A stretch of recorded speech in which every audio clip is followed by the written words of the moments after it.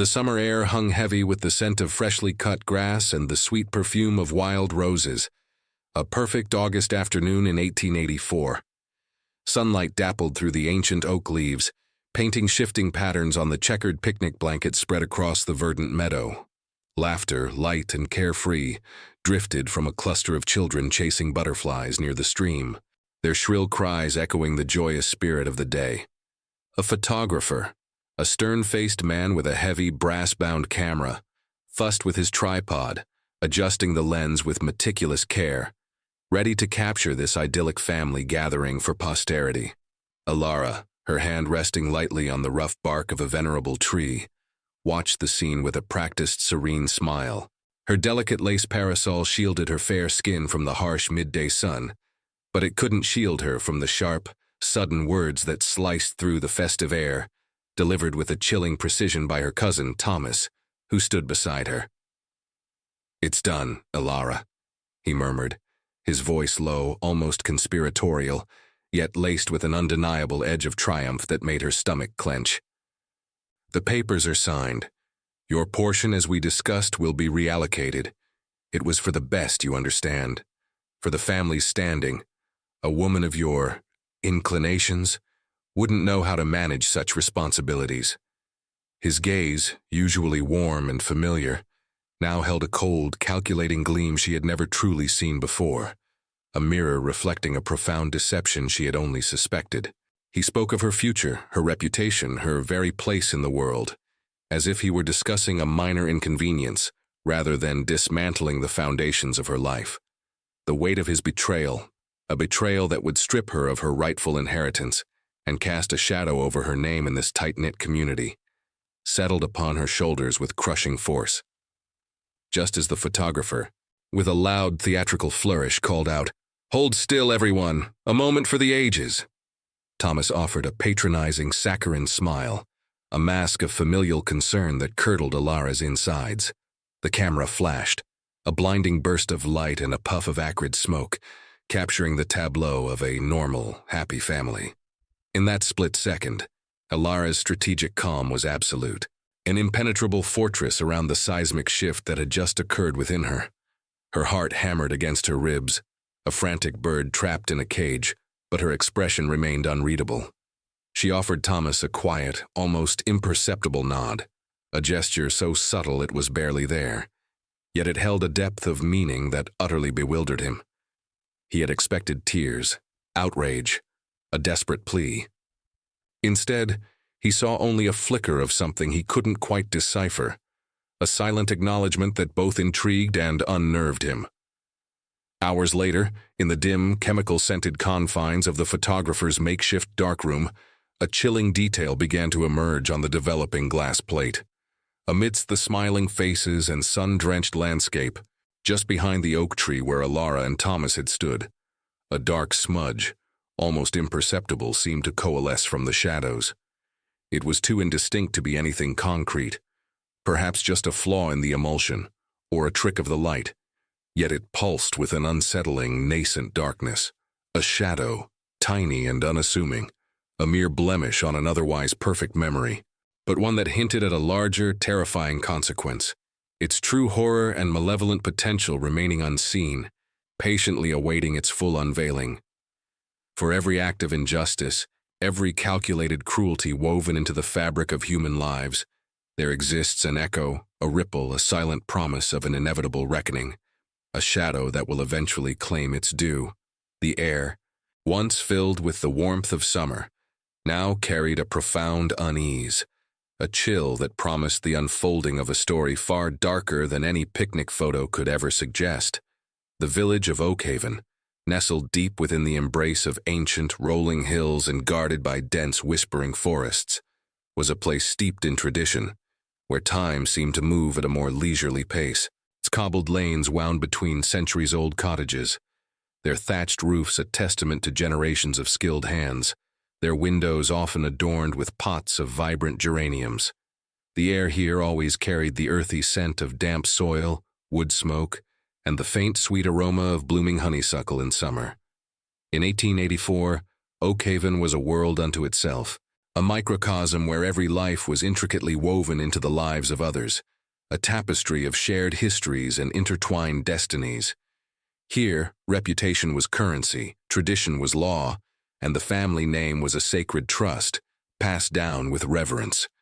Whispers light as thistledown could settle like a suffocating shroud, ruining a life faster than any official decree.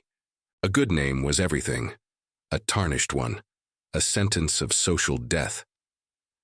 Ilara had grown up understanding these unspoken rules, internalizing the delicate balance of social graces and expectations. As the eldest daughter of the respected Miller family, her routine was one of quiet diligence and intellectual curiosity.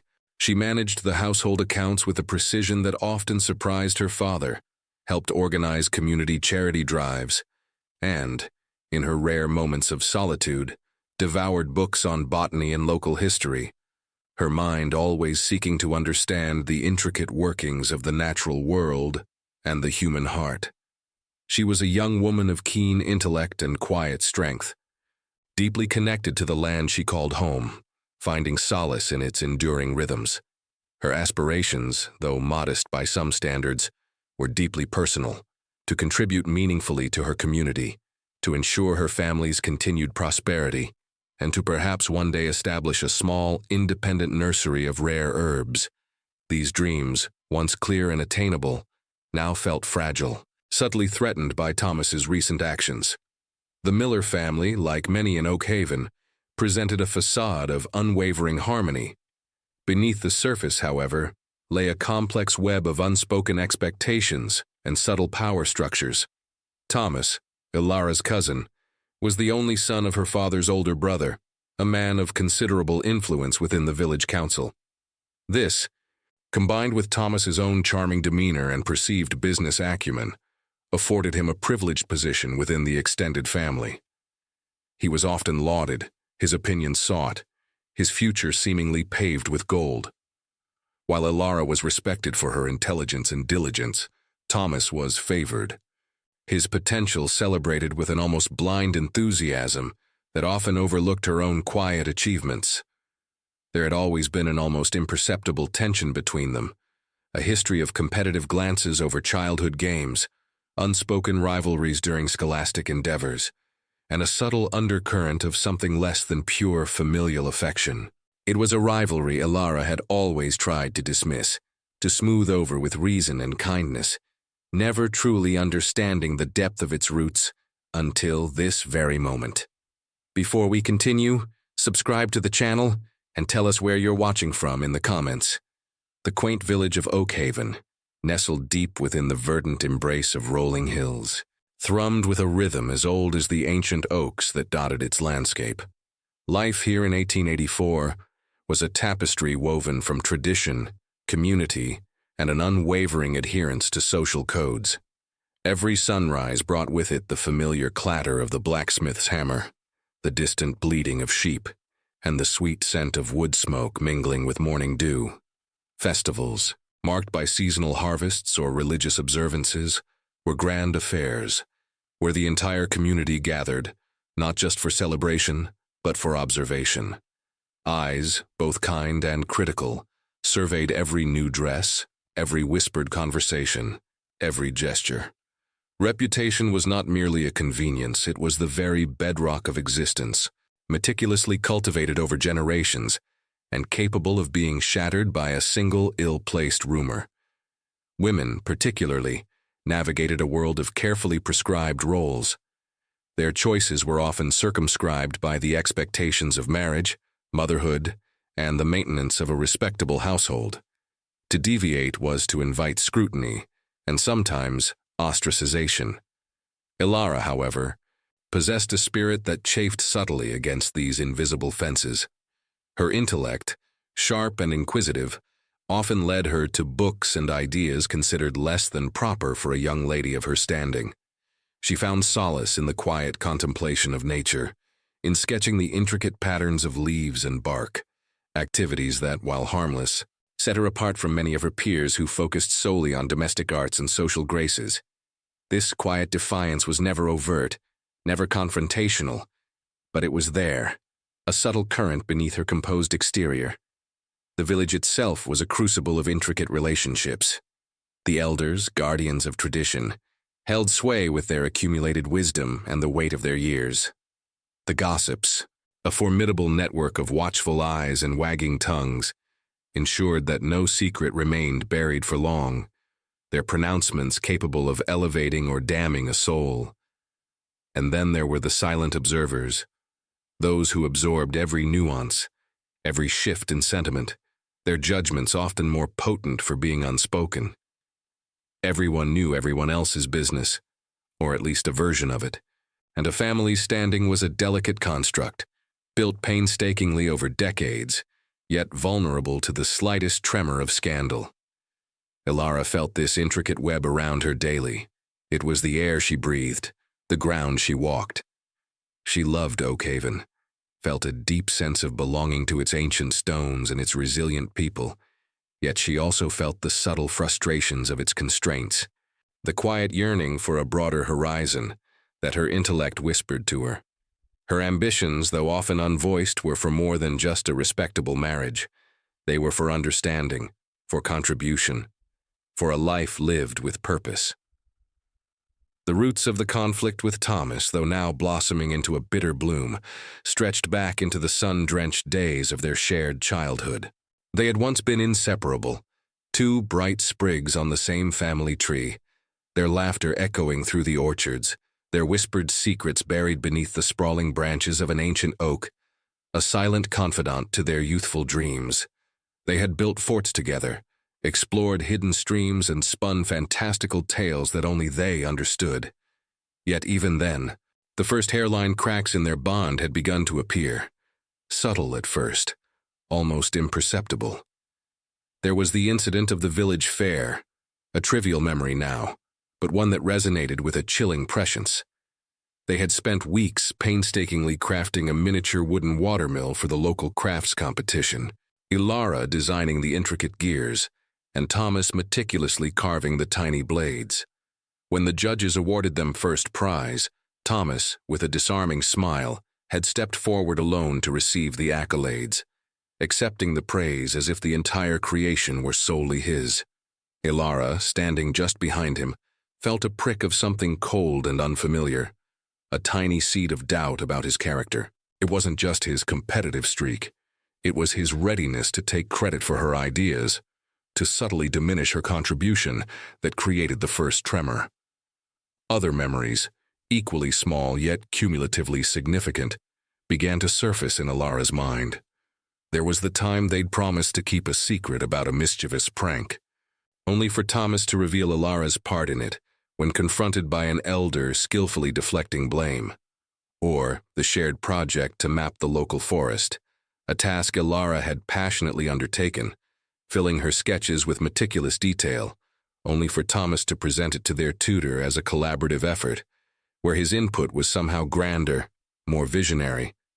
His ambition, even in those nascent years, seemed to overshadow his loyalty, a trait the family, unfortunately, often overlooked or even quietly encouraged. Their family, in its unspoken dynamics, often exhibited a subtle favoritism towards Thomas. As the eldest male cousin, he was seen as the inheritor of their branch's legacy, the one destined for greater things. His pronouncements carried more weight, his opinions solicited more often, his future discussed with a certain gravitas that Ilara's, despite her intelligence and capability, never quite received. Her achievements, though acknowledged, were often framed within the context of her gender. Clever for a girl, or she'll make a good wife someday. This subtle marginalization, though never overtly cruel, fostered a quiet resentment within Ilara, a sense of being perpetually underestimated. She loved Thomas truly, the boy she had grown up with. But beneath that affection, a growing unease about the man he was becoming festered, a foundation of unresolved tension that would ultimately lead to their inevitable rupture. The family tapestry, woven over generations, was intricate, its threads often tangled with unspoken expectations and the weight of inherited grievances. Ilara had grown up observing these patterns, the way certain relatives were always deferred to, others quietly dismissed, and how a polite smile could mask a lifetime of simmering resentment. These were not overt conflicts, but rather the subtle, almost imperceptible shifts in loyalty and affection that played out during annual gatherings. She recalled the harvest festivals, vibrant with color and laughter on the surface, yet beneath it, the quiet jostling for position, the subtle slights delivered with a sugared tongue. Her aunt, a woman of sharp wit but limited means, was frequently overlooked when it came to important decisions. Her sensible advice often drowned out by the louder, more boisterous opinions of her brothers, Thomas's father among them. Ilara remembered the way her own parents, modest and hard-working, often chose to remain in the background, their quiet dignity a stark contrast to the more flamboyant displays of wealth and influence from other branches of the family. Their struggles, though rarely spoken of, had instilled in Ilara a profound sense of justice, a belief that integrity and honest effort should hold more weight than status or inherited privilege. This conviction often put her at odds with the unspoken rules of her family, where appearance and social standing were paramount. It was within this delicate ecosystem that Thomas truly began to hone his particular set of skills. In his youth, his manipulations had been almost charming, dismissed as youthful exuberance or cleverness. Ilara vividly remembered a particular Christmas Eve, years ago, when a small, coveted antique brooch had gone missing from her grandmother's display. Thomas, with a perfectly innocent expression, had discovered it tucked away in Ilara's sewing basket, claiming he was merely tidying up. The brooch was returned, Ilara was gently chided, and Thomas received praise for his keen eye and helpful nature. The truth, Ilara knew with a chilling certainty, was that she had seen him near the display earlier, his eyes lingering on the very item. It was a minor incident, easily forgotten by others, but for Ilara, it was a first, faint whisper of a deeper, more troubling aspect of his character. He had a way of twisting situations, making himself appear the hero while subtly implicating others, always with that disarming smile. As she matured, these instances became more frequent, more sophisticated. He would exaggerate his own contributions to family projects, subtly downplaying hers, or present her ideas as his own, always ensuring he was seen in the most favorable light. Ilara found herself increasingly disillusioned, a quiet unease settling in her heart. She kept these observations to herself, however, unwilling to be the one to disrupt the carefully constructed facade of family harmony, a facade she herself desperately wished to preserve. The silence of her observations became a burden, a growing weight she carried alone, watching as the threads of trust began to fray one by one. The small, seemingly insignificant incidents accumulated over the years, each one a tiny chip taken from the foundation of respect and affection Ilara once held for her cousin. What started as subtle betrayals of childhood trust morphed into more substantial breaches. There was the matter of the small parcel of land, a legacy from a distant relative, meant to be shared equally between them. Thomas, with a practiced ease, had managed to convince the family elders that his need was greater, his plans for the land more beneficial to the wider community, subtly painting Ilara's desire for her share as selfish. The documents were altered, the decision made, and Ilara was left with nothing but a bitter taste and the hollow echo of his reassurances that he would make it up to her someday. That day, of course, never came. Then there were the painful silences. Ilara remembered countless times when she had approached Thomas, seeking clarity on a shared responsibility, or expressing her concerns about his increasingly erratic behavior. He would meet her gaze with an unnervingly blank expression, offering only vague platitudes or a dismissive wave of his hand. "You worry too much, Ilara," he would say, his tone implying her concerns were trivial, her emotions overblown. These deliberate evasions left her feeling unheard, her valid questions dismissed as feminine hysteria, a common tactic he employed to undermine her confidence. It was a form of psychological aggression, subtle yet deeply wounding, designed to make her doubt her own perceptions, to question her own sanity. His backhanded compliments became a staple of family gatherings. "Ilara, your embroidery is exquisite, almost as intricate as your arguments," he might remark, a smile playing on his lips while everyone else chuckled, unaware of the sting beneath the praise. Or, "You always were the clever one, cousin.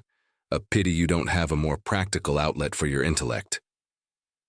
Each comment, seemingly innocuous, was a carefully aimed arrow, designed to highlight her perceived shortcomings or to relegate her achievements to a less significant sphere. He publicly shamed her, cloaking his barbs in humor, making it impossible for her to retaliate without appearing overly sensitive or humorless. As the years wore on, Thomas's manipulative behaviors grew more insidious. He became a master of gaslighting, subtly twisting past events, denying conversations that had clearly taken place and making Ilara question her own memories. He would craft elaborate false narratives to gain sympathy from other family members, portraying himself as the long-suffering victim of Ilara's imagined jealousy or ambition. He played relatives against each other, whispering different versions of events to different people, sowing discord and suspicion, all while maintaining an outward image of impeccable character and familial devotion. He was the dutiful son, the generous cousin, the pillar of the community, while Ilara was slowly, imperceptibly, being isolated, her voice losing its resonance within the family circle. The psychological pressure became suffocating. She felt constantly on edge, her emotional well-being corroding with each interaction, each subtle slight, each calculated lie. The trust that had once bound them as cousins had not merely frayed, it had been systematically shredded, leaving Ilara adrift in a sea of doubt and quiet despair, a silent witness to the erosion of her own spirit. She knew, deep in her heart, that something had to give, that this insidious dance could not continue indefinitely. The quiet despair that had settled over Ilara, the suffocating psychological pressure of Thomas's relentless manipulation, could not, as she instinctively knew, endure forever.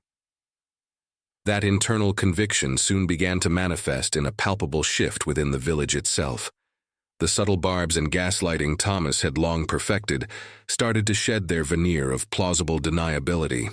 Their disagreements were no longer confined to the quiet corners of family homes or hushed whispers behind cupped hands. The tension, like a slowly tightening knot, began to pull at the very fabric of their community, making itself known in more overt, unsettling ways. During the annual Harvest Festival, an event usually marked by communal joy and shared abundance, an undercurrent of unease became undeniable. Ilara, having spent weeks meticulously organizing the village's charitable contributions, found her efforts publicly undermined by Thomas. He chose the moment of her presentation to the elders to interject, not with outright accusation, but with a series of seemingly innocent questions about her accounting methods, her choice of beneficiaries, and even her personal motivations. His tone was solicitous, almost concerned, yet each query was a poisoned arrow, designed to plant seeds of doubt in the minds of those listening. He implied impropriety where there was none, suggesting a lack of transparency that was entirely his own fabrication. The elders, accustomed to Thomas's polished charm, exchanged uneasy glances, their trust in Ilara momentarily shaken. The air grew heavy, the festive mood soured, and Ilara felt the collective gaze of the community, now tinged with suspicion, fall upon her. These veiled arguments became more frequent, no longer isolated incidents, but a pattern. At Sunday services, during market days, or even simple social calls, Thomas would seize opportunities to subtly discredit Ilara. He might casually mention a historical inaccuracy in a local legend she had recounted, or question the practicality of a new agricultural technique she advocated, always with a disarming smile that belied the cutting nature of his words. Neighbors and other family members, once quick to dismiss the cousins' occasional squabbles, now began to notice the growing rift. Silent judgments were cast, and sides were taken, often swayed by Thomas's carefully constructed public persona as the reasonable, well-meaning kinsman trying to guide his impulsive cousin. The psychological environment for Ilara became palpably heavy, suffocating. She felt constantly under scrutiny, Every move, every word, every gesture interpreted through the lens of this escalating, insidious conflict. The very act of existing in her own home, in her own village, felt like navigating a minefield. Ilara's internal struggle intensified. Her innate desire for peace, her deeply ingrained respect for family harmony, clashed violently with a growing, undeniable conviction that she could no longer ignore Thomas's destructive patterns. To remain silent was to allow her spirit, her reputation, and her very future to be utterly consumed. The stakes were too high, the erosion too profound. As the days turned into weeks, Thomas's actions grew increasingly audacious, revealing a recklessness that suggested a man losing control, or perhaps growing desperate. His mistakes were no longer subtle manipulations, but overt transgressions that shocked even his most ardent supporters. He began to make severe errors, driven by an implacable will and a refusal to back down or admit fault, even when faced with mounting evidence against him. The pre-rupture phase had begun, and the atmosphere became charged with an impending doom. The most egregious of these transgressions involved the family's ancestral lands, a sprawling estate that bordered the village and had been held in common for generations. Thomas, without consulting Ilara, or indeed any other family member, began secretly negotiating the sale of a significant portion of the forest, a beloved natural resource that provided sustenance and solace to the entire community. He forged signatures, misrepresented boundaries, and concocted a convoluted legal scheme designed to bypass any familial opposition and secure the profits solely for himself. When whispers of this deal reached Ilara, she confronted him, not in private, but in the bustling village square, her voice shaking with righteous fury. He denied everything, of course, spinning a tale of baseless accusations and Ilara's overactive imagination. But this time his lies felt thinner, more transparent, his desperation visible in the slight tremor of his hand, the flicker in his usually steady gaze. Her patience, stretched to its absolute limit through years of calm reasoning, compromise, and forgiveness, finally snapped. She had exhausted every avenue of peaceful resolution. Inaction was no longer an option. It was a surrender she could not afford. Thomas's implacable will, his refusal to back down even in the face of mounting evidence, pushed her to a breaking point. The village, once merely observant, now watched with bated breath, sensing that a major confrontation, a catastrophic event, was imminent. This final egregious act concerning the ancestral lands served as the ultimate catalyst. It was not just an attack on her, but on the very soul of their shared heritage, a betrayal so profound it severed any remaining thread of loyalty she might have harbored. Ilara knew, with a chilling certainty, that the time for quiet suffering was over. The suffocating psychological pressure had reached its zenith, a taut string stretched to breaking point within Ilara's spirit. She had endured Thomas's insidious campaign of gaslighting, his public shaming, his calculated lies, all designed to erode her standing and her very sense of self. But even his boundless capacity for cruelty had a limit, a precipice beyond which even he could not retreat. That precipice arrived with a chilling declaration, not whispered in the shadows, but proclaimed with theatrical gravitas at the annual Harvest Festival, a day usually reserved for communal joy and gratitude. Thomas, standing on the makeshift stage in the village square, ostensibly to announce the year's bountiful yields, instead turned his attention with a practiced sorrow to Ilara. His voice, usually a smooth balm, was now laced with an almost imperceptible tremor, a performance of profound regret. He spoke of a family secret, a grave transgression committed by Ilara's father years ago, a debt of honor supposedly owed to Thomas's own branch of the family, now due with ruinous interest. He presented forged documents, meticulously aged and convincingly crafted, purporting to show Ilara's father had mortgaged the family's ancestral lands, including Ilara's small, beloved cottage and the surrounding fields, to Thomas's father, with the stipulation that if the debt remained unpaid by a certain date, the lands would revert entirely to Thomas. The date, he announced with a sigh, was yesterday. Ilara stood frozen, the festive chatter of the crowd fading into a dull roar, The weight of his words, the sheer audacity of his fabrication, pressed down on her, stealing the air from her lungs. This was not merely about property. It was an assault on her father's memory, a public shaming that would strip her of her home, her livelihood, and every shred of her hard-won reputation. It was a complete, calculated annihilation. As Thomas spoke, a strange chill permeated the warm autumn air. The sunlight seemed to dim, casting elongated, distorted shadows across the square. A murmur rippled through the crowd, not just of shock at Thomas's revelation, but of an inexplicable unease, as if an unseen presence had joined them. Ilara felt it, a cold tendril coiling around her heart, a malevolent whisper at the edge of her hearing. This was not just Thomas's doing. This was the shadow from the photo, the dark smudge that had lingered, now coalescing, feeding on the collective fear and the raw injustice. It was a manifestation of the family's buried resentments, Thomas's insatiable greed, and perhaps something far older, stirred awake by his reckless ambition. He had not just betrayed her, he had opened a door. In that moment, Ilara looked at Thomas, truly looked, and saw not just the cousin she had once loved, but a hollow vessel, his eyes alight with a hunger that was not entirely his own. The shadow pulsed behind him, a dark, shimmering distortion in the air, visible only to those acutely attuned to its presence, or perhaps to those who were its intended prey. It was not a pact he had made, but a parasitic entity he had unknowingly cultivated through his decades of deceit, a creature of discord that now demanded its full feast. Ilara's despair, which had threatened to consume her, was suddenly eclipsed by a cold, searing clarity. Inaction was no longer an option. This was a battle not just for her home and her name, but for the very soul of her family, perhaps even the village itself. Her decision, when it came, was not born of rage, but of a quiet, desperate resolve. It was a calculated risk, a move she had considered in her darkest hours, but never truly believed she would make. She would not simply defend herself against Thomas's lies.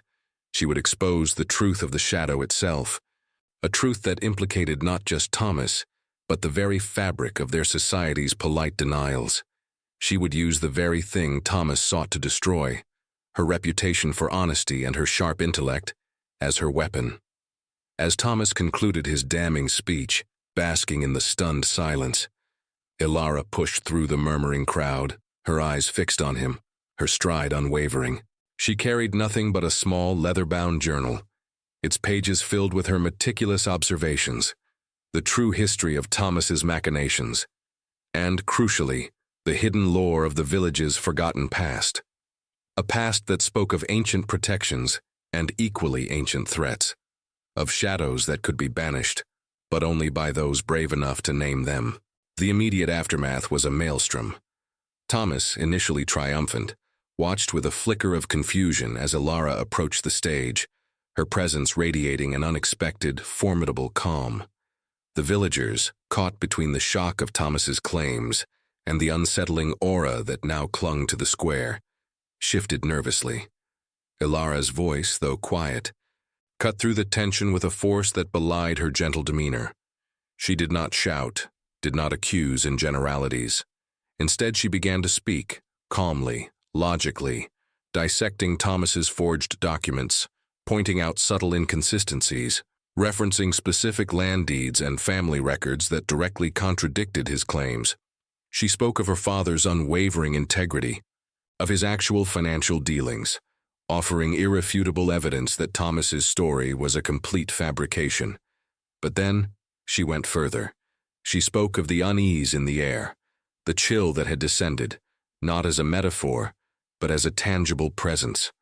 She recounted stories passed down through generations of a watcher in the woods, a malevolent spirit drawn to greed and deceit, a spirit that had been dormant for centuries but was now stirring, awakened by Thomas's relentless ambition. She described how Thomas's manipulations had created fissures in the community, ruptures through which this entity could seep, gaining strength. Her words were met with gasps, with whispers of disbelief and fear. Some scoffed, dismissing her as hysterical, driven mad by loss. But others, the elders, the ones who remembered the old tales, exchanged terrified glances. They felt the cold. They saw the lingering distortions in the air behind Thomas, no longer just a trick of the light. Thomas, initially attempting to interrupt, to dismiss her as a madwoman, found his voice caught in his throat. A strange, rasping sound escaped him, his face contorting not with anger, but with a sudden primal fear. The shadow behind him intensified, growing denser, its form vaguely humanoid, its edges indistinct, yet undeniably there. It seemed to be drawing strength from his terror, from the fear rippling through the crowd. The festive atmosphere had vanished, replaced by a palpable dread. The community was split instantly. Those who believed Ilara, horrified by the revelation and the visible manifestation of the shadow. Those who clung to Thomas's lies, convinced Ilara had lost her mind, and many more who simply recoiled in terror, desperate to escape the unsettling truth. Ilara felt the pain of the betrayal, a deeper ache now that the truth was out, but also a profound sense of liberation. The years of suffocating psychological pressure had lifted, replaced by a fierce, protective clarity. She was ostracized by some immediately, labeled a witch or a lunatic by those unwilling to face the darkness Thomas had invited. Legal battles loomed, not just over the land, but over her claims of a supernatural entity. Yet, in the chaos, amidst the fear and confusion, Ilara felt a surprising surge of strength. She had finally named the shadow, and in doing so, had taken the first, terrifying step towards confronting it head-on. The world was utterly, irrevocably changed, and she stood at the epicenter, precarious, but undeniably determined. The aftermath of Thomas's ultimate betrayal was a brutal landscape for Ilara, a terrain of shattered trust and desolate prospects. The world she had meticulously built, brick by brick, within the confines of her family and community, had crumbled into a heap of sharp, unforgiving fragments.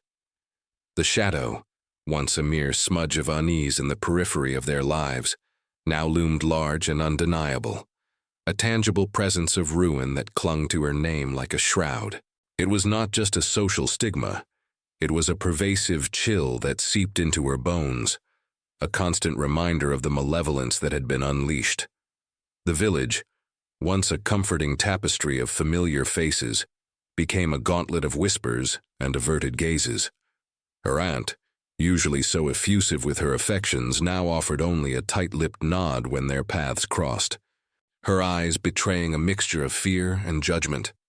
Neighbors who had once shared cups of tea and pleasantries now hurried past, pulling their children closer, as if Ilara's presence itself was contagious with misfortune. The community, swayed by Thomas's carefully constructed narrative of her alleged recklessness and his own victimhood, divided swiftly and brutally. Some turned their backs completely, fearing the social repercussions of association, or perhaps the deeper, unsettling truth of the shadow that now permeated their lives. Others, a hesitant few from the fringes of society, the quiet ones, the marginalized, offered furtive glances of understanding, a silent acknowledgement of her plight, but dared not speak openly, lest they too be drawn into the vortex of scandal. Ilara's emotional state was a maelstrom of conflicting feelings. Her heart ached with a pain deeper than she had ever known, a raw wound of betrayal that festered with each passing hour, a grief for the cousin she had lost and the life she had imagined. The acute pain of loss, of trust, of relationships, of her former standing, was crushing, often leaving her breathless with despair. Yet, amidst the desolation, a flicker of something new, something fierce began to ignite within her. It was a nascent sense of liberation, a profound relief from the suffocating years of subtle manipulation and psychological warfare. She was no longer battling unseen forces. The enemy was now exposed, and with that clarity came a strange, terrifying freedom. The tangible effects of the shadow were immediate and devastating. The small inheritance she had been promised, intended for her future and security, was now hopelessly entangled in a web of legal complexities Thomas had deliberately created, leaving her financially vulnerable and without recourse.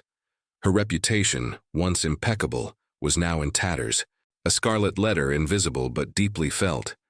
The social stigma was a suffocating cloak, denying her entry into once welcoming homes, turning potential patrons for her exquisite embroidery away with polite but firm refusals.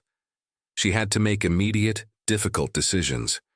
She could no longer remain in the family home, a place that now felt tainted by deceit and haunted by the ghost of her former life.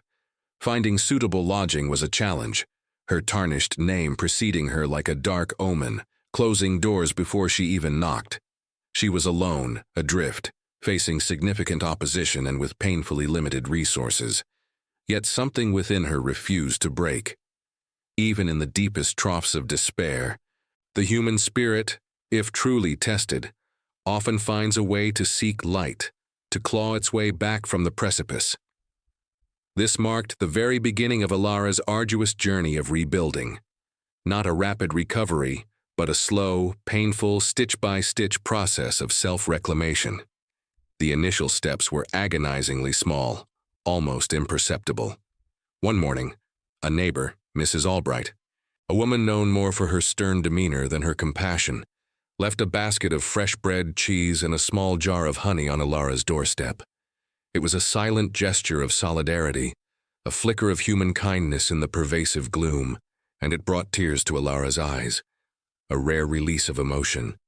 She managed to secure a small, sparsely furnished room above the old mill on the outskirts of the village, a sanctuary of sorts, far from the prying eyes of the judgmental townsfolk.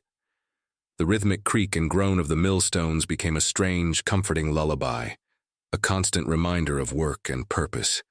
The painful process of acknowledging definitive losses was a daily torment.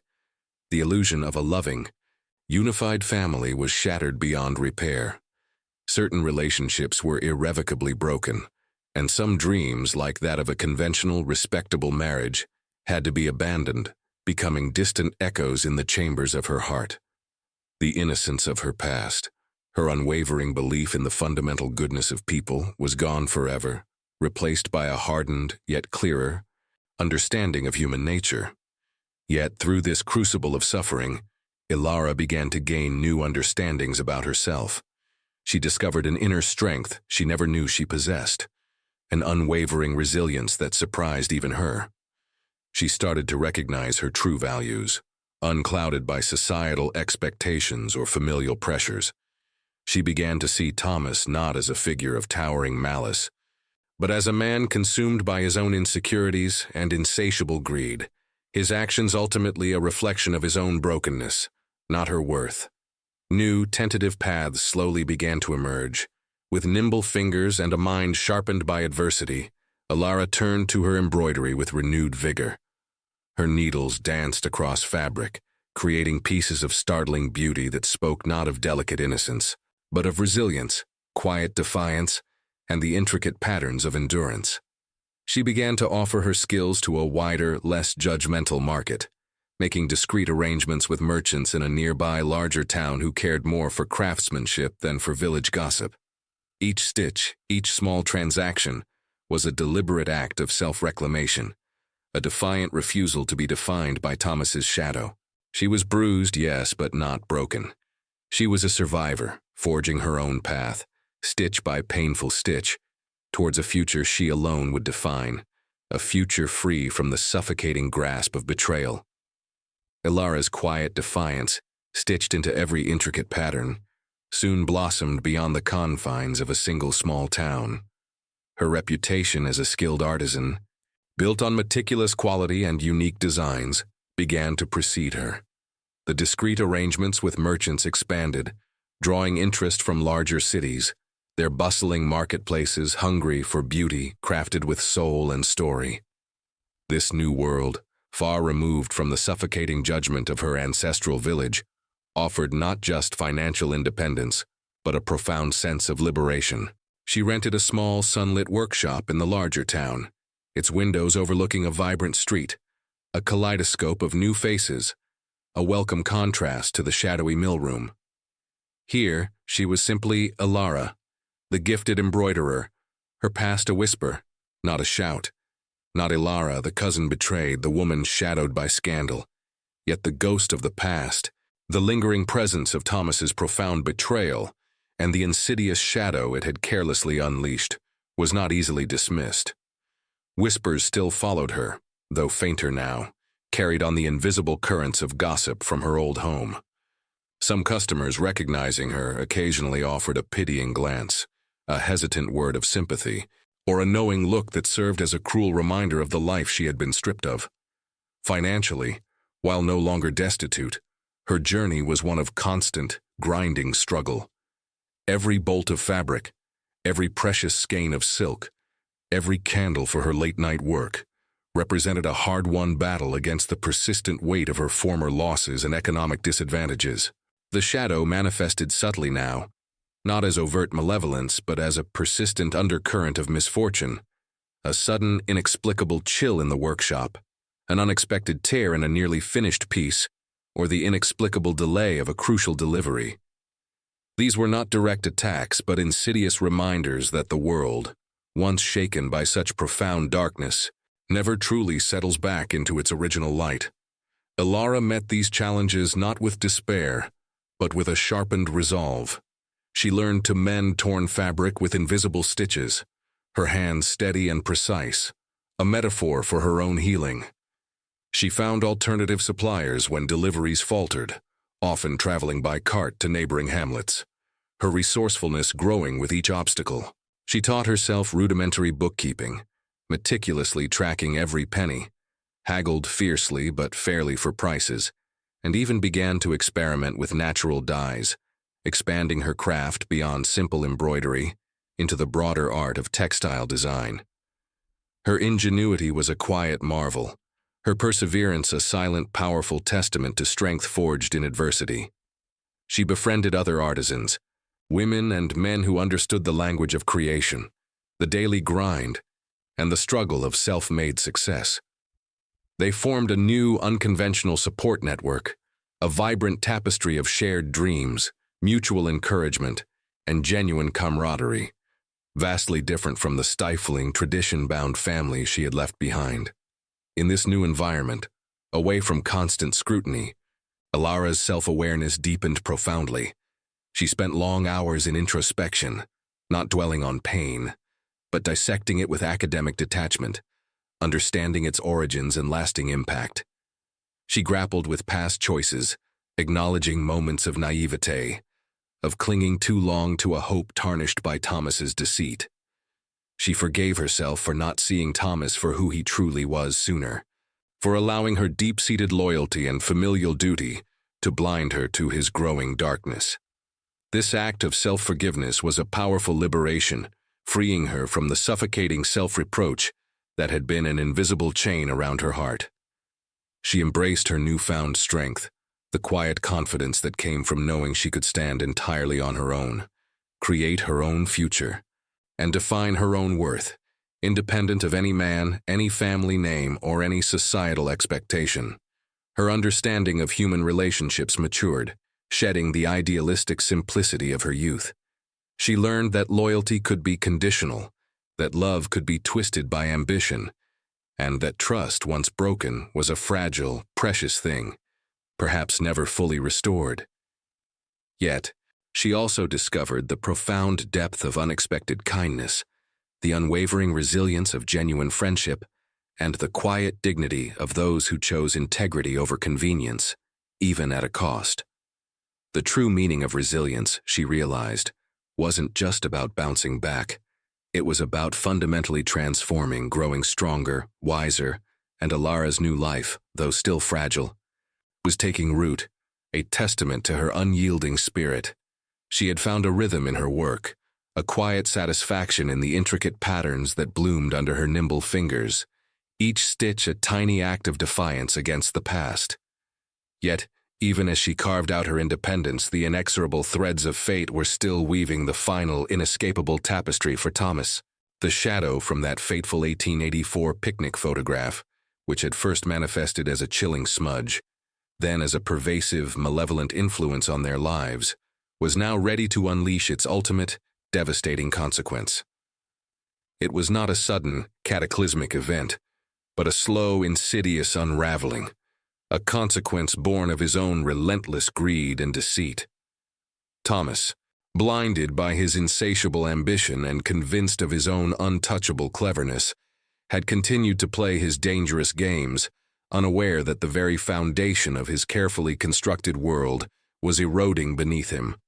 He had alienated too many, betrayed too often, and his manipulations, once subtle and effective, had become increasingly desperate and transparent. The wealthy merchants he had attempted to swindle, the influential families he had promised allegiances to and then abandoned, the very villagers he had exploited through unfair dealings, their collective patience had worn thin. Slowly, whispers turned into open accusations, and isolated incidents of betrayal coalesced into a damning narrative of his true character. The shadow was not a spectral entity that dragged him into the abyss, but the collective weight of his own misdeeds, the dark reflection of his choices finally catching up to him. His carefully cultivated reputation, once his most potent weapon, began to crumble. Public scorn, far more potent than any legal decree in their tight-knit community, became his constant companion. He was no longer the charming, ambitious cousin. He was the cheat, the liar, the man who would sacrifice anyone for personal gain. His grand schemes, once whispered with admiration, now evoked only derision. Business ventures failed, alliances dissolved, and the very people who had once sought his favor now turned their backs, their faces etched with disgust. He found himself utterly isolated, stripped of the social standing and respect that had been the very air he breathed. The large, imposing house he had so coveted, the symbol of his perceived triumph, became a gilded cage, filled with an echoing silence that amplified his profound loneliness. He was consumed, not by a literal supernatural force, but by the crushing weight of his own actions, by the loss of any genuine human connection, a void he was now forced to confront alone. For Alara, this was not a moment of vengeful triumph. There was no joy in witnessing Thomas's downfall, only a quiet, somber recognition of the inevitable. Her emotional justice was far more profound, rooted not in his suffering, but in her own hard-won freedom and resilience. She found peace in the validation of her truth, a truth she had fought so fiercely to uphold. The years of gaslighting, of subtle aggressions, of having her perceptions questioned, had left deep scars. But now, she stood stronger, wiser, and truly free from his suffocating influence. Her justice was in the vibrant life she was meticulously building, a life of integrity and purpose, untainted by the past. Each successful sale of her embroidery, each new friend she made in the larger town, each quiet moment of self-reflection beneath the mill's rhythmic groan, was a testament to her enduring spirit. She looked back at her journey, not with bitterness, but with a profound sense of having traversed a vast, treacherous landscape and emerged on the other side. The pain had been immense, the lessons brutal, but they had forged her into the woman she was now. She understood the insidious nature of betrayal, how it could seep into the fabric of one's life, slowly suffocating the spirit. She had also learned the extraordinary power of resilience, the quiet courage it took to rebuild when everything felt lost. Forgiveness, in the conventional sense, was not a path she had chosen for Thomas. His actions had been too deliberate, too destructive, and the damage too deep. Instead, she had found a different kind of release, the complete severance of his hold over her, a detachment that allowed her to live her life unburdened by his darkness.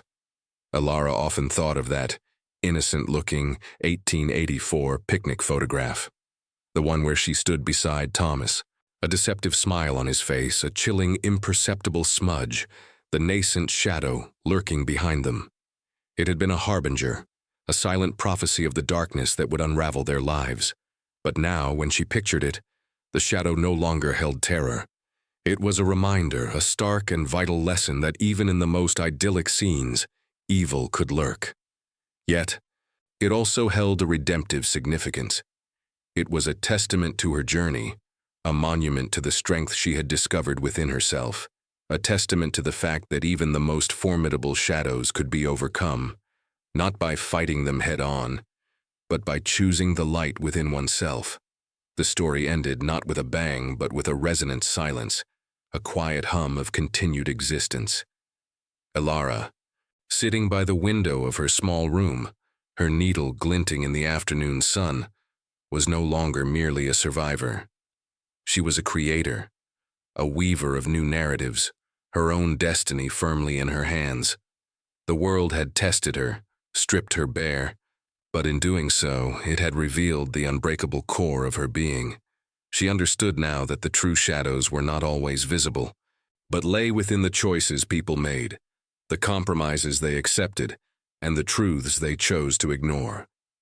Her triumph was not in vengeance, but in the profound, undeniable fact that she had chosen to live, to thrive, and to honor her own truth, regardless of the cost.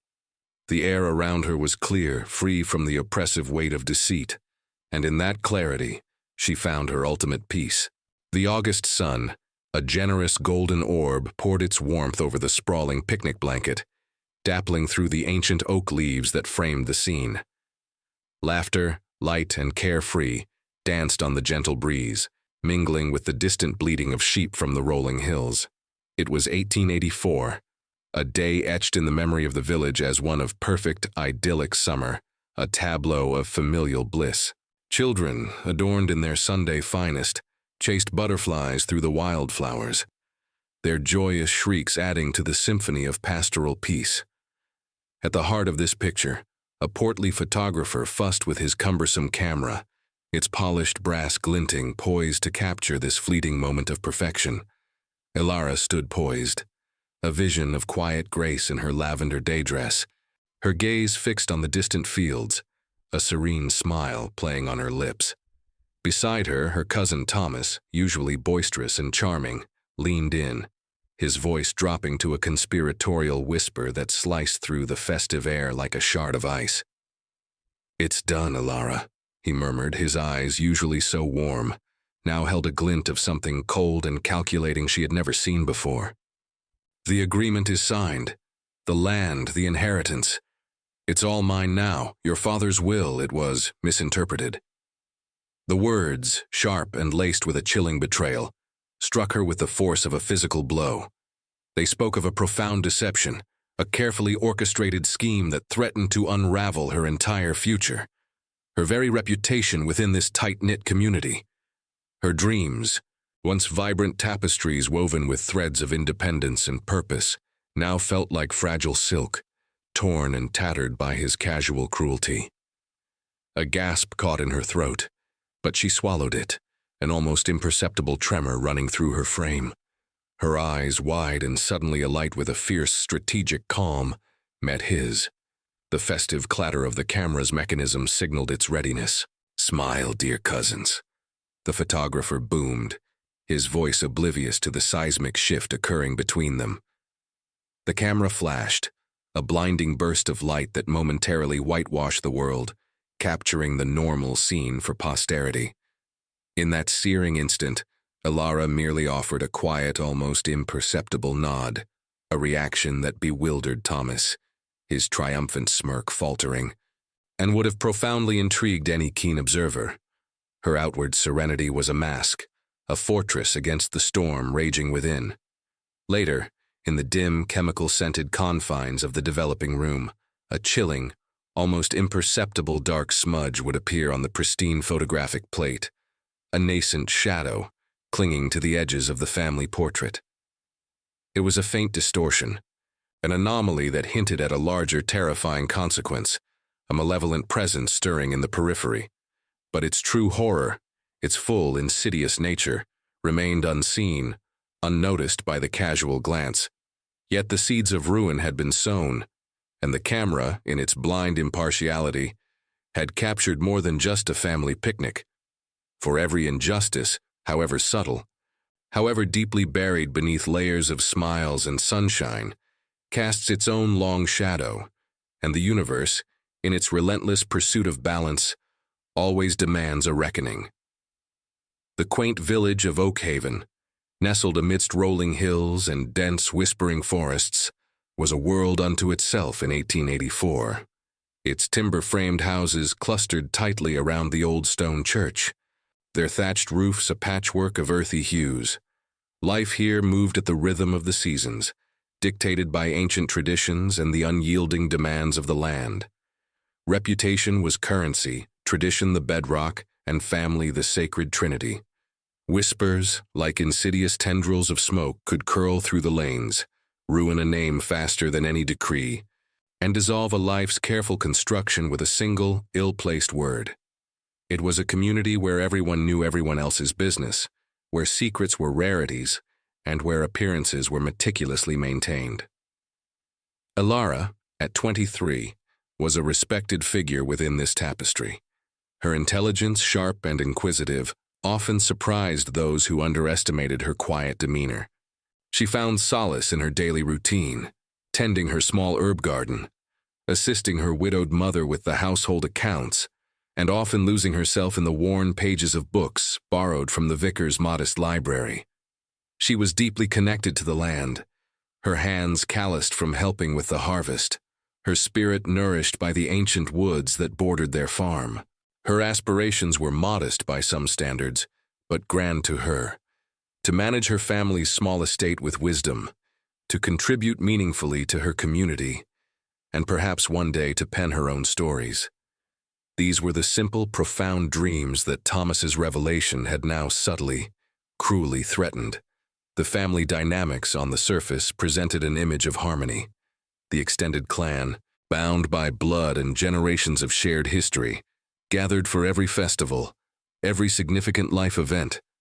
Yet, beneath this placid exterior, lay a complex web of unspoken expectations and subtle power structures.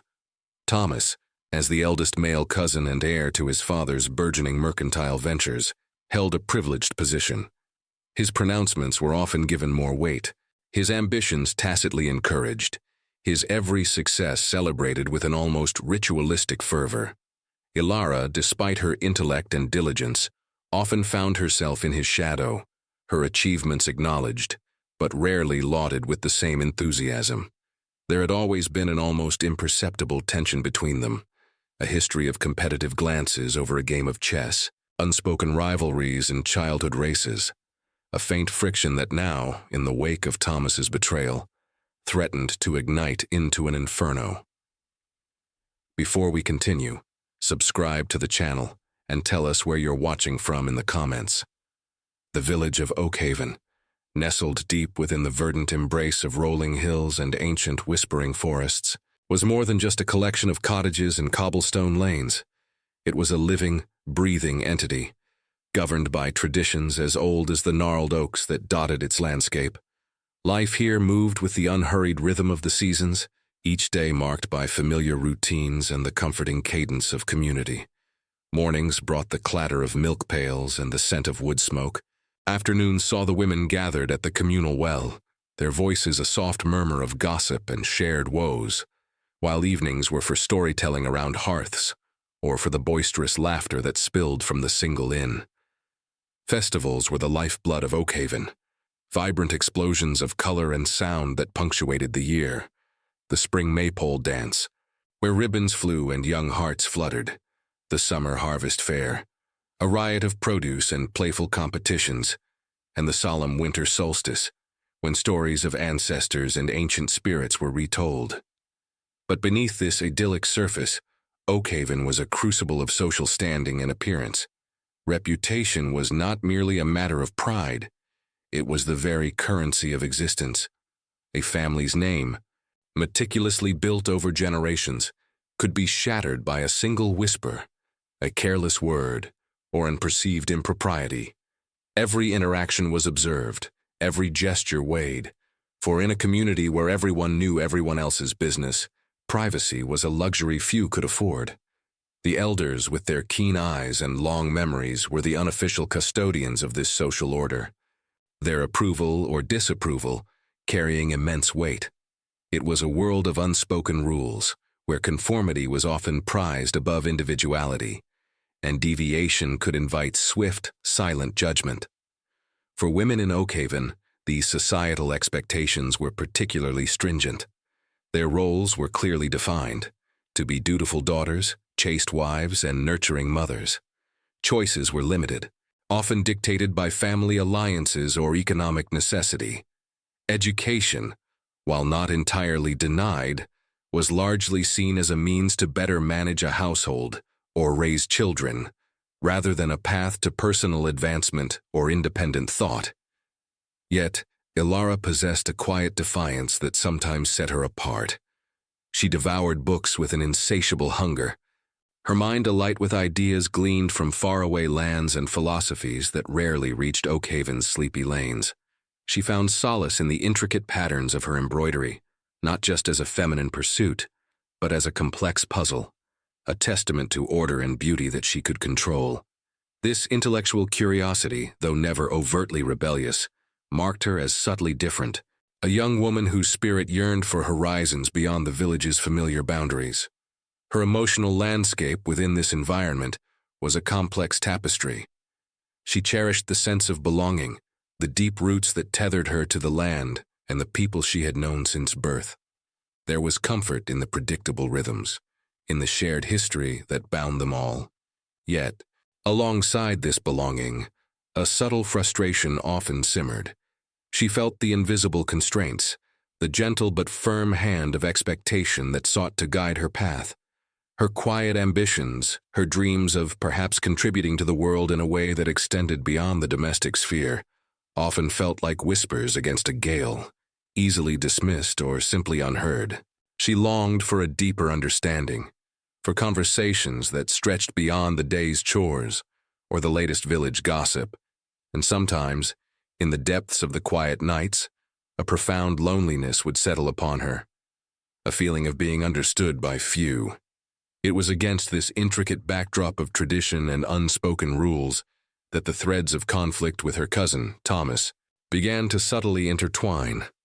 They had once been inseparable, two bright sparks in the quiet village, their childhoods a blur of shared secrets, whispered dreams, and sun-drenched adventures in the surrounding forests.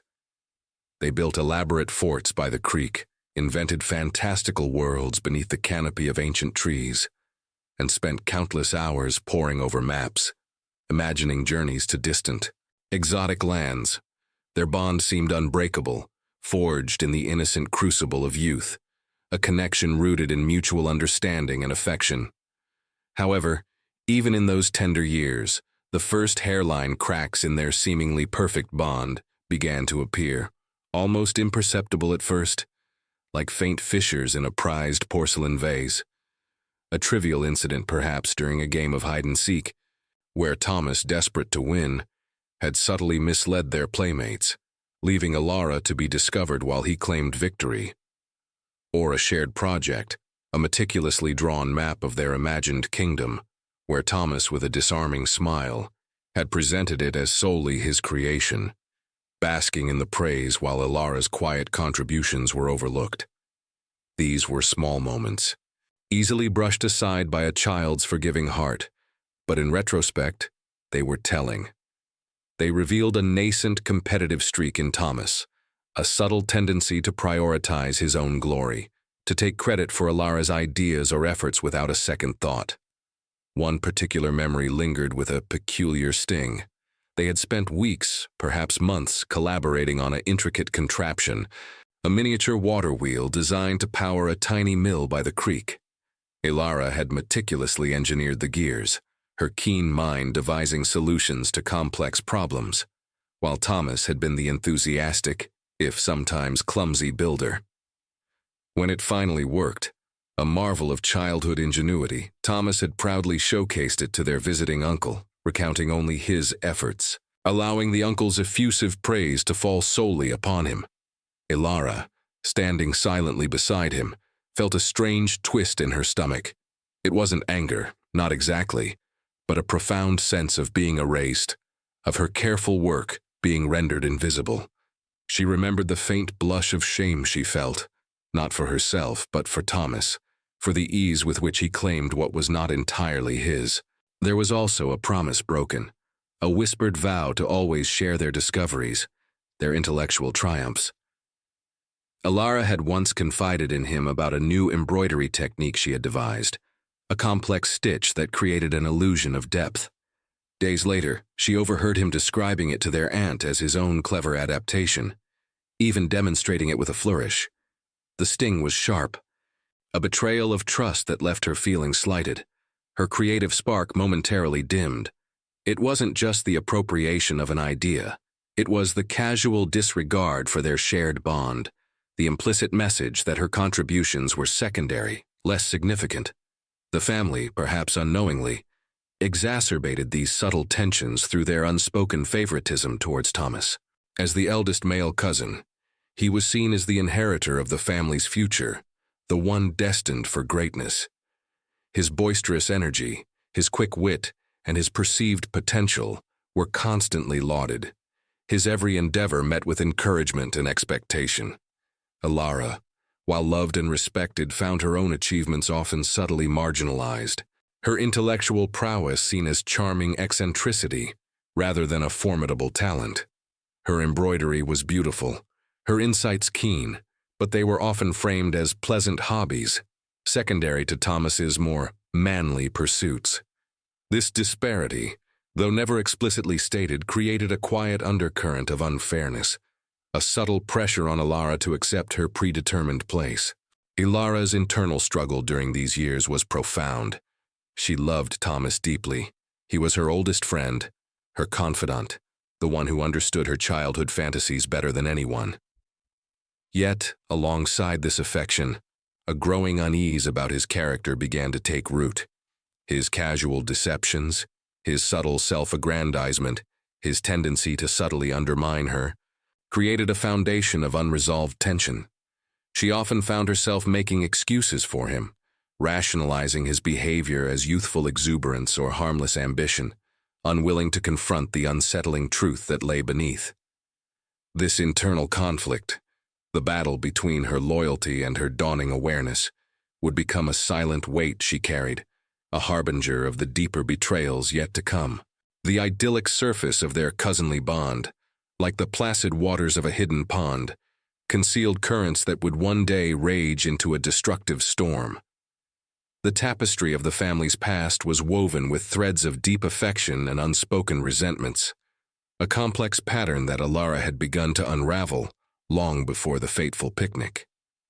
It was a history steeped in habits, grudges, and unwritten rules, a delicate societal structure that governed every interaction, every gathering. She remembered the annual harvest festival, a vibrant affair where the extended family would convene, their laughter echoing through the village square. Yet, beneath the surface merriment, there were subtle currents of favoritism. Thomas, even as a boy, seemed to glide effortlessly through these currents, always positioned to receive the most effusive praise, the largest slice of pie, the most coveted task. Ilara, often with quieter, more thoughtful contributions, would find herself consistently overlooked, her efforts acknowledged with a polite, almost dismissive nod.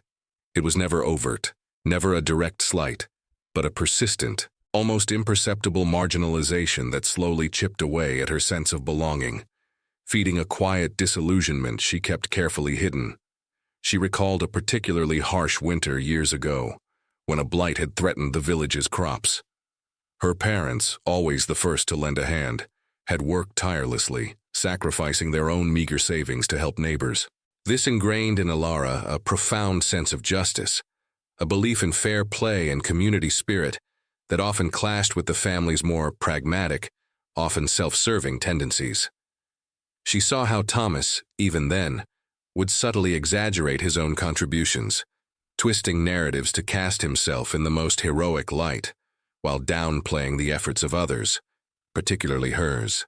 He had a way of presenting an innocent facade, a wide-eyed sincerity that disarmed adults, making them overlook the small, calculated manipulations.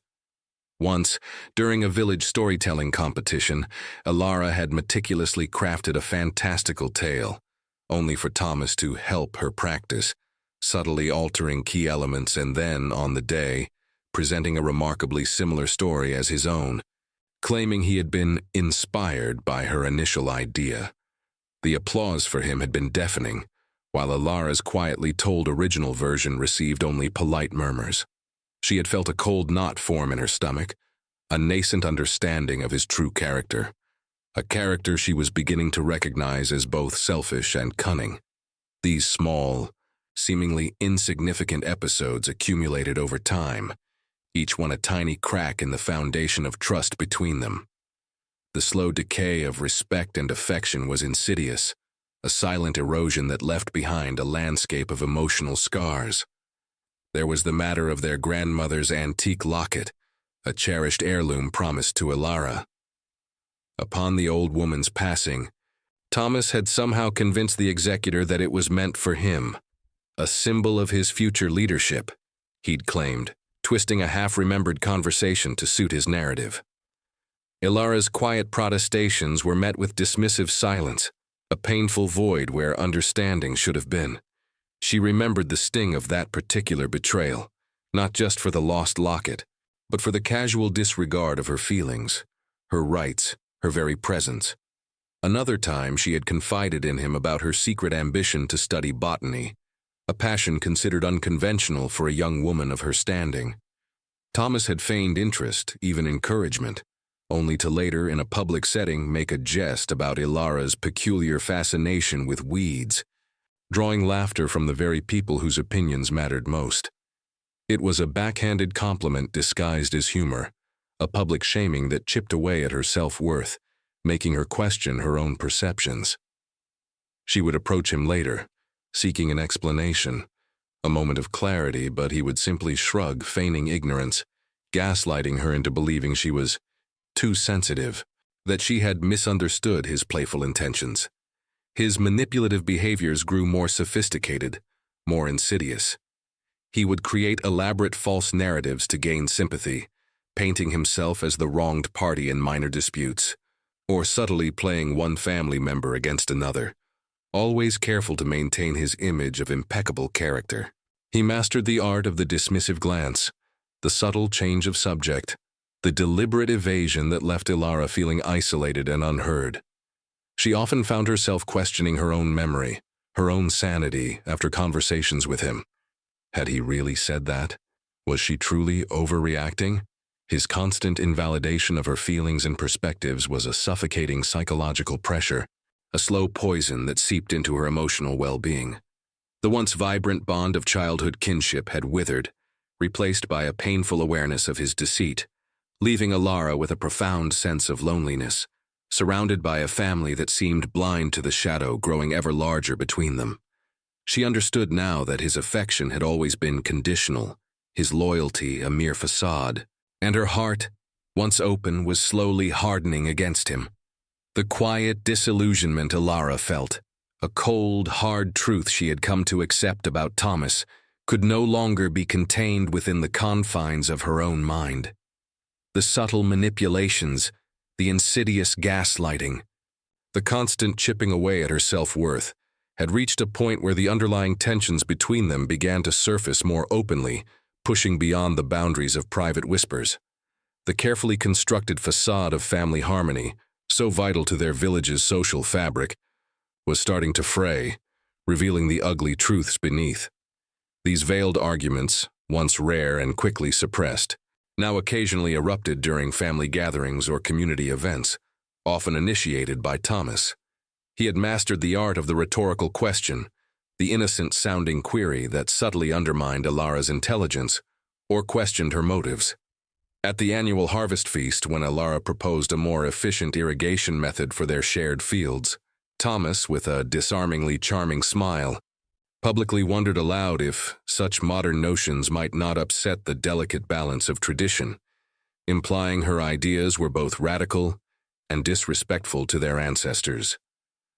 The murmurs that followed were not of agreement with Ilara, but of cautious doubt, planted expertly by Thomas. He used these moments to subtly discredit her, to paint her as an outsider, someone whose progressive thoughts threatened the comfortable status quo. The emergence of social pressure became an almost suffocating weight. Neighbors and other family members, once content to observe silently, began to notice the growing rift. Their glances lingered a moment too long, their conversations hushed as Ilara passed. Silent judgments were cast, sides subtly taken, often swayed by Thomas's carefully constructed public persona of the dutiful son and forward-thinking yet traditional man of the community. He was a master of appearances, always ready with a kind word for an elder or a generous donation to a local charity, ensuring that any rumors he spread about Alara were met with a sympathetic ear. The psychological environment became palpably heavy for Alara. She felt constantly under scrutiny, her every move, every word, interpreted through the lens of the escalating conflict. A simple walk through the village market became an exercise in endurance, the weight of unspoken opinions pressing down on her. Thomas's tactics grew bolder, his attacks more direct, though still couched in the language of concern or playful banter. He began publicly questioning Alara's decisions regarding her small plot of land, suggesting she was neglecting it, or that her crops were failing, even when they were thriving. He spread rumors about her character, hinting at a lack of seriousness or an overly ambitious spirit, traits often frowned upon in young women. There was the incident at the church bazaar, where he orchestrated a situation that put her in a difficult light. Alara had volunteered to organize the children's games, a task she relished. Thomas helpfully offered to assist, only to deliberately misplace key equipment, and then publicly lament her disorganization, causing a minor disruption and a wave of disapproving looks directed at Alara. Her internal struggle intensified. Her innate desire for peace, for family harmony, clashed violently with her growing conviction that she could no longer ignore Thomas's destructive patterns. The very air around him felt toxic, and she knew, with a chilling certainty, that this unspoken war was escalating towards an inevitable, painful climax. Then came the pre-rupture phase, a period marked by Thomas's increasingly audacious and reckless actions, signaling that he was losing control, or perhaps growing desperate. His mistakes were no longer subtle manipulations, but more overt transgressions, less carefully disguised. He seemed to shed the last vestiges of his innocent facade, revealing a more desperate, grasping nature. The most severe error began with his attempt to seize a significant family asset, the old mill by the river, a property that, by unspoken agreement and a faint clause in their grandfather's will, was understood to be Alara's inheritance. Thomas, emboldened by his past successes in manipulating the family, suddenly produced a hastily forged document, claiming it granted him sole ownership. The audacity of it was breathtaking, a blatant disregard for family tradition and legal precedent. When Alara confronted him, not in private, but during a tense family meeting, Thomas, instead of backing down, made a public accusation against her. He claimed without basis that she had been secretly conspiring with a rival family to sell the mill, betraying their lineage for personal gain. The lie was so outrageous, so venomous that it stunned the room into silence. This was no longer a subtle discrediting. It was a full frontal assault on her integrity and loyalty, a scandalous behavior that threatened to affect the entire family's standing in the community. Alara's patience, stretched to its absolute limit by years of quiet endurance, finally snapped. She had exhausted all avenues of calm reasoning, compromise, and forgiveness. The narrative of her life, once one of quiet suffering, was now reaching a definitive breaking point, where inaction was no longer an option, but a surrender she could not afford. The antagonist's behavior was characterized by an implacable will, a refusal to back down or admit fault. Even when faced with mounting evidence against him, he clung to his lies with a frightening tenacity, his eyes gleaming with a cold determination that Alara had never seen before. The atmosphere was charged with impending doom, a heavy silence pregnant with the unspoken knowledge that a major confrontation or a catastrophic event was imminent. The entire family, once a bastion of decorum, now teetered on the brink of an irreversible schism, the tension almost unbearable. Alara felt a strange calm settle over her, a quiet resolve forged in the crucible of his relentless cruelty. She knew, with every fiber of her being, that this could not stand. The final egregious act by Thomas, the public accusation that sought to brand her a traitor, served as the ultimate catalyst, pushing Alara to the very edge of what she could bear, and beyond. She felt the shadow that had long lingered between them now extend its cold tendrils to engulf her entire world, demanding a response, a reckoning. The suffocating psychological pressure had reached its zenith, an unbearable weight pressing down on Alara's spirit, threatening to crush her entirely. She had watched Thomas, her cousin, her childhood confidant, transform into a master manipulator, his charm a veil for an increasingly dark ambition. The small slights, the broken promises, the gaslighting, they had been mere tremors preceding the earthquake. The final, egregious act that shattered any lingering vestige of her patience was not a single event, but a culmination, a grand design of deceit woven with malicious intent. It began subtly, with whispers in the village about the old mill, a property that had been in their family for generations, a silent testament to their ancestors' toil. The mill, though dormant, held significant value, not just monetarily, but as a symbol of their heritage. Alara had always envisioned restoring it, breathing new life into its ancient stones, a dream she had shared with Thomas in their younger, more innocent days.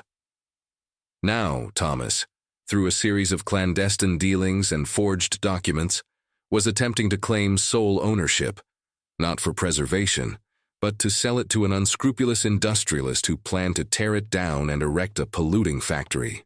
This was not merely a betrayal of Alara, it was a desecration of their family's legacy, a blatant act of greed that threatened to scar the very landscape they held dear. The shadow that had begun as a mere smudge in the picnic photograph, a fleeting sense of unease, now took on a terrifyingly concrete form. It was revealed that Thomas, in his desperate pursuit of wealth and power, had delved into unsavory connections. He had not only forged documents but had involved himself with a shadowy syndicate, rumored to have dark, almost occult influences, their tendrils reaching into the very fabric of the community. The shadow was not just a metaphor for his deceit, it was the malevolent presence that seemed to guide his increasingly ruthless actions, a dark pact he had made, manifesting as an oppressive, chilling aura around him, corrupting everything he touched. His scheme to defraud Alara of the mill, to publicly declare her mentally unstable and incapable of managing her own affairs, was the final, devastating blow. He had even, under the guise of concern, arranged for a local doctor, deeply indebted to the syndicate, to sign papers that would effectively institutionalize her, removing her as an obstacle entirely. Alara, having secretly intercepted a coded letter from Thomas to the industrialist, outlining the final stages of his plan and the fabricated medical assessment, felt a cold fury unlike anything she had ever known. The world tilted on its axis, but instead of falling, she found an unexpected, steely resolve. This was no longer just about her inheritance or her reputation. It was about the soul of her family, the integrity of her very being.